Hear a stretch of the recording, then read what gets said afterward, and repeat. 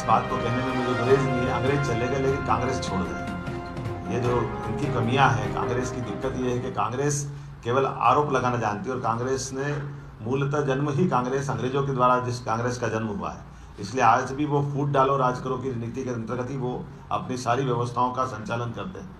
वो भूल जाते हैं कि सरकार में रहते रहते उनकी सरकार के द्वारा क्या हुआ है, और दुर्भाग्य से जैसे वो वैसे उनके साथ वाले एक ही थैली के चट्टे बट्टे ऐसे कई लोगों को जोड़ करके एक घमंडिया गठबंधन बन करके देश भर में सरकार का सपना देख रहे हैं, और बातें भी कैसी ऐसी कर रहे हैं कि उन बातों से लगता है कि ये जरा जनता इनकी बातों को जानती नहीं है क्या।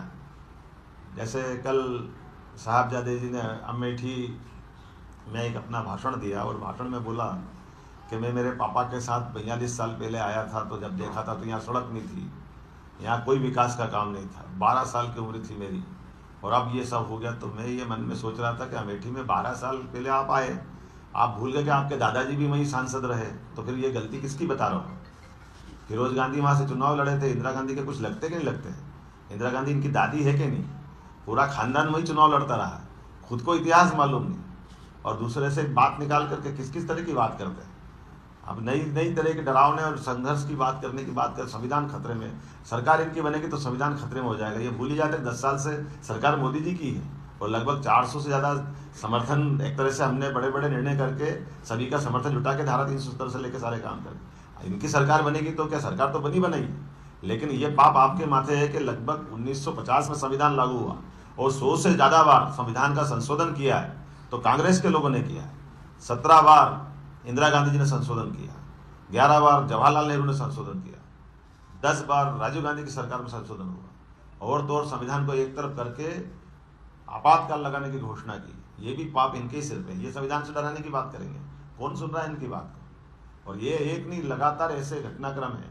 1971 से पहले से गरीबी हटाओ की बात करने वाले अभी भी लाख रुपए देंगे और वोट दे देना हमको, ये आज भी इस तरह से वोट मांगेंगे लोग, इनको वोट देंगे क्या।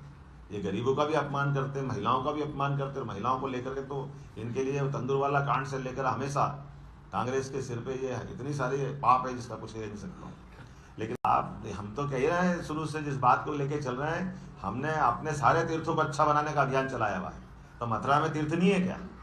आप कैसे कह रहे हो, डेवलपमेंट अथॉरिटी अपना काम कर रही है, जाके देख लो, और लैंड एक्विजिशन से लेके काफी काम हमने कर लिया है, लेकिन हमारा रिकॉर्ड तो वो है।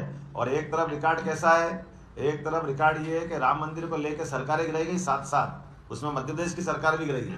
कांग्रेस ने बाबरी ढांचा तो उत्तर प्रदेश में हुआ था, लेकिन मध्य प्रदेश में क्या बिगाड़ा था, ये लोकतंत्र बचाने की बात कह रहे हैं। हिमाचल ने क्या बिगाड़ा था, उत्तर प्रदेश के अंदर घटना घटी थी तो अपराधी को दोष देते।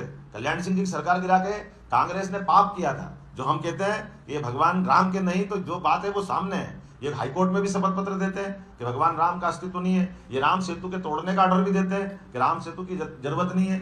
अब राम सेतु को तोड़ दोगे तो रामेश्वरम और श्रीलंका का संबंध ही खत्म हो जाएगा। तो आप तो हर एक प्रमाण भी मिटाने लगे, आप शास्त्र भी मिटाने लगे, आप अपने एक घटनाक्रम के आधार पर सरकारें गिराने लगे, और उसके बाद कहते हो हम भी राम वाले। तो जनता तो देख रही है कहाँ के राम वाले हो। आपने कभी राम को स्वीकार नहीं किया, आपने सदैव राम का अपमान किया। और तो और अभी भी जितने कांग्रेस के लोग, मैं गारंटी ले सकता हूँ, एक भी आदमी जाकर के राम मंदिर के सामने फोटो खिंचाने से भी क्यों डर रहा है। आप उत्तर प्रदेश चुनाव लड़ने जा रहे हो, अयोध्या में जाके प्रणाम करो भगवान के मंदिर पे, लेकिन आपको लगता है कि हमारा वोट बैंक खसक जाएगा, तो वोट बैंक तो खसक ही गया इस चक्कर में। भगवान राम के नहीं तो किसी काम के नहीं।